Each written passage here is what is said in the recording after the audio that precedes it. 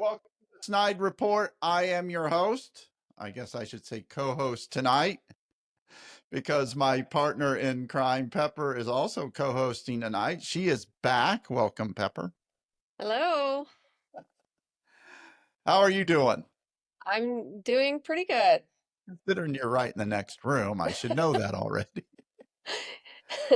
All right. Well, before we get started, I do need to thank our sponsors of this podcast, which we need to thank Robin Winston. I'm trying to get my camera just right so that glare gets out of there, but I don't know that I'm accomplishing that. It's adjusting as we go, but we need to thank Robin Winston for sponsoring this podcast. He's made all this possible with the podcast and also the newsletter, the SnydeReport newsletter, which goes out to 1,000 people every day.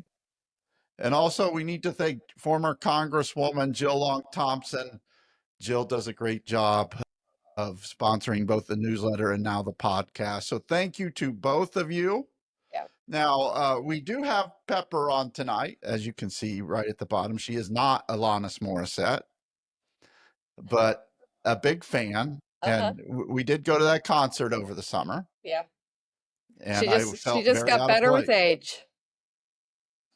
We went to that Bon Jovi concert and he had some struggles with his voice because of some illnesses that he's had and all that, but Alanis Morissette was on point. Now, the reason we have you on tonight is because Just not to talk about Alanis Morissette. no, we're done talking about Alanis. Unless you want to. If you want to make this about Alanis Morissette, we can go right ahead. Nope. The she-woman man-hater. Nope. But we brought you on tonight because you have expressed some opinions about a few of the podcasts that we have done over the weekend. One about Diego Morales, our Secretary of State here in Indiana, and then Victoria Spartz, Congresswoman of the 5th District, and our very successful podcast with Hamilton County Chair Josh Lowry. And you wanted to have a say on that, along with a few other things that you've seen in the news. So why don't we start with the podcast that got it started with us, and that was Victoria Spartz when we talked about her, I don't know, town hall meetings down in Westfield and Muncie. Well, she liked to go on. First of all, I read an article that her campaign had vetted many of the attendees by checking a driver's licenses out the door to make sure that they were in the district. You can clearly see in the parking lot their county numbers on their license plate. You can see that the majority of those people, if not all, are in her district. She knows that. So then she goes on after she gets into a screaming match, and Democrat or Republicans can say all they want that this is just paid protesters, but prove it, first of all. Second of all, if the Democrat Party in these small counties and districts have that much money to spend on people to yell at Victoria Spartz, who's in a very safe area, then that's just ludicrous to me. No one's paying these people. These are people in her district. These are Hoosiers. These are people who are concerned about not necessarily some of the things that have come out by Doge, because, we all see things that government spends money on. Rand Paul does this every Christmas where he goes down a litany of things, stupid things that the government spends money on. We all see those things. We know they exist. Congress votes for them. Congress pays for it. People continue to vote for people who keep doing stupid things like that. Elon Musk has not uncovered anything. He has brought out things that everybody knows about. I've had somebody in my comments going on and on about missing money at the Pentagon. That is something the Libertarian Party has talked about in length, is all this billions of dollars that go missing at the Pentagon. And Congress has never, ever addressed it. Your problem is with Congress. Elon is not elected. He cannot do anything that Congress has appropriated. He can't stop this. The courts have come in time and time again and said, no, you can't do that. This money was appropriated. A lot of these services have already been completed, and now they're trying to stop those completed services from being paid for. Victoria Spartz went on there and was screamed at by her constituents who are upset that we have an unelected billionaire who is benefiting financially out of contracts with our government. Basically, he is George Soros that the Republican Party has been warning the country about all this time. And now the Republicans have their own little George Soros right out there in view of everyone, doing everything that they have accused Democrats of doing, funding these politicians, getting all these kickbacks, all these contracts, and you've got Victoria Spartz up there defending him. And of course, people are pissed off about that, and they're screaming at her. They are constituents. They may not be Republicans. There may be quite a few Democrats in those crowds, but guess what? Democrats vote too. And there are a lot of people who don't vote who are now upset, and hopefully those people will vote. But I've I gone don't on a even lot think of you need me different things tonight. there, so. Let me ask you this. Let me just say this. If George Soros is listening, I will take your money. I will take it in a I will let heartbeat. Gary take money from George Soros. I'm not a shameful man. I will take George Soros's money in a heartbeat. When you take a look at Victoria Spartz, a lot of people are saying, "Well, give her credit. She showed up. Give her credit. She showed up when Jim Banks or And Jim Baird Banks sent or you." donuts. You can go down the line of Republicans that won't show up.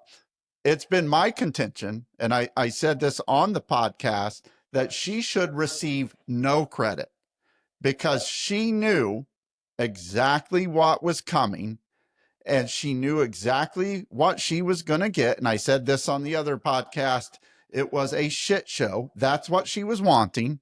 She got it. And I guarantee you it's out in fundraising emails today. Oh yeah, she'll use that, the booze, and then say that these are what Democrats are going to do. They're going to shout us down when we're trying to save the country and this and that. But she can't hide from the fact that what the country needs saving from are people like her that vote for stupid stuff and continue to fund stupid stuff.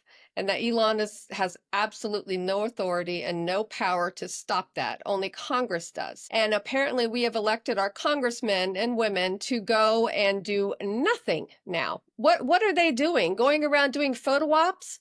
I mean, Jim Banks, all he does is post crap about him meeting so-and-so. He doesn't talk about anything he's doing right now because he's not doing anything. They've given all their power over to a billionaire. And let me ask you this. If Elon Musk actually found fraud with Pam Bondi and Kash Patel and Why God aren't there knows who arrests? else was in there, don't you think we would see indictments by now? You would think. There have been no arrests. All that money that they say goes missing at the Pentagon, which I fully believe it does, I will guarantee you that that money goes to fund probably these rogue organizations, terrorist groups in other countries, Iraq, Afghanistan, all those countries over there to do things that we are not legally able to do. And we've always done this. We've always funded, the torture prisons in Syria, for crying out loud. We helped fund that. We helped do all that. And so all this money has to come from somewhere to fund these things. And they can't just put it out there so that the world can see, hey, this is directly coming from America. So all that money that goes missing at the Pentagon, that's what it's probably going for. We've known about this for a long time. The Libertarian Party has talked about this for a long time. I believe Ron Paul got up on the House floor and has talked about this extensively. It's nothing new. This is not anything that's secret. We know money's missing in the Pentagon, the Defense Department. We know this. Congress has not done anything about it. Congress continues to shovel billions and billions of dollars at the Defense Department and then complains when it goes missing, but does nothing about it. Now, for the listeners of your old podcast, a successful podcast, I might add, Liberty Talks, it took you exactly 3 minutes and 30 seconds for you to mention Rand Paul. Rand Paul or Ron Paul? Either one. Well, have kind of geared away from that political ideology somewhat after kind of uncovering a lot of stuff between I don't want to mention Russia because apparently Republicans hate when you say anything bad about them, but there's been a lot of things between the Pauls and Russia. I mean his grandson-in-law or son-in-law or someone in his family was arrested for laundering money into political campaigns. I believe he was convicted. I'm not sure. You had Rand Paul actually hand deliver a letter from Donald Trump during his first term to Putin. It was a handwritten letter. No one knows what it says. Rand Paul delivered it. So I don't trust the Pauls anymore. And a lot of people that used to follow me are probably going to throw a fit about that, but I do not trust them. Anything else about Victoria Spartz before we let you go? Or not let you go, but move on? She's probably going to do some more town halls, and I hope people continue to show up. I would hope that our own representative, Jim Banks, will do a town hall, but he's too chicken. Well, I will say this, that Victoria Spartz probably will have a primary opponent next year in Rich Goodyear. He ran last year against her when she said she wasn't going to run, and she did. And one thing about Victoria Spartz, if she says she's going to do something, expect her to do the opposite. So that will be a very interesting primary next year between those two. I don't know if anyone else gets in, but that will be a very interesting primary. All right. Now, the other podcast that we talked about over the weekend, we did interview Abdul about Diego disappearing for up to 10 days during his budget meeting. No one could find him. No one knew where he was except his staff. He turns up in India after some social media posts, come back, takes a lot of flack for that, takes a lot of flack for giving his brother-in-law, who he hired in his office, a bonus. So Abdul went on to say that maybe he will have a challenger in the convention next year, the Republican convention. Doesn't matter. Republicans will continue to elect these freaking idiots in Indiana. Diego, Todd Rokita. No one votes for these people to represent them until it gets to a general election, and then you've got the Republicans going in there pulling a straight party ticket. These people are horrible. Diego, how many times has he been charged with assaulting women? Yeah, I don't know. Have we lost I'm count? sure his lawyer will tell us. He's a horrible person. And why Republicans continue to vote this guy in is beyond me. Now he's off gallivanting and in India. Why? Economic development, which does not include his job title at all. Not at all. So what was he actually doing there? And who paid for it? I think people are still trying to find that out. Now, the interesting thing about Diego is that if you want to mute while I'm talking, you can. No, I'm not. Go ahead. But the thing about Diego is that state office, along with the other state offices, except for governor, are chosen at convention. So you have Diego, you have Micah Beckwith, they've both run in primaries before and lost horribly. Because so they're they know horrible. the only way they can win is running in these conventions where they get the most radical MAGA Republicans there to support them. Whereas if you get in a primary, they lose. So they know this. So you got to give them credit for knowing the procedures, knowing the rules that can get them into office. You have Diego, he beat Eric Holcomb's choice for Secretary of State 2 years ago, 3 years ago, however many years it was. You have Micah Beckwith, who beat Mike Braun's chosen lieutenant governor nominee at the convention. You had Todd Rokita, who beat Curtis Hill, which, that really can't blame him there. But people like Beckwith, people like Morales, they know how to game the system at these conventions because they know they can't win in a primary. Hmm. Yeah. I absolutely agree. They're horrible. It's just laughable. I don't even know what to say about. I would vote for anyone over those people. I don't care if it's a Democrat who's a full out communist running on a communist platform. I would vote for that Democrat before I would vote for Diego Morales. And as Abdul said, he may have a challenger next year with the comptroller of Indiana. I forget his name. He's a nobody. But, he will be the Republican old guard, if you will, in that race. And I told a friend today that I don't care who's running against Diego in a convention setting, Diego is going to win. Oh yeah, he'll win. They will step behind the MAGA person. They've given control of the party over to MAGA. They don't care what the platform is anymore. They wait for Donald Trump to tell them what to believe and how to do things. And it does all their principles just gone.